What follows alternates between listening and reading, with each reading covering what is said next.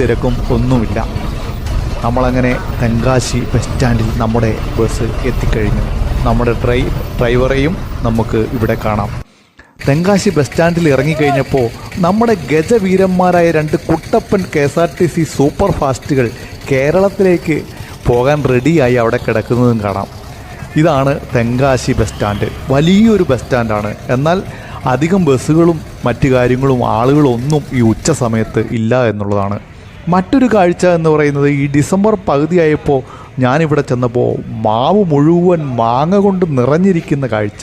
Bus സ്റ്റാൻഡിലൊരു മാവാണ്.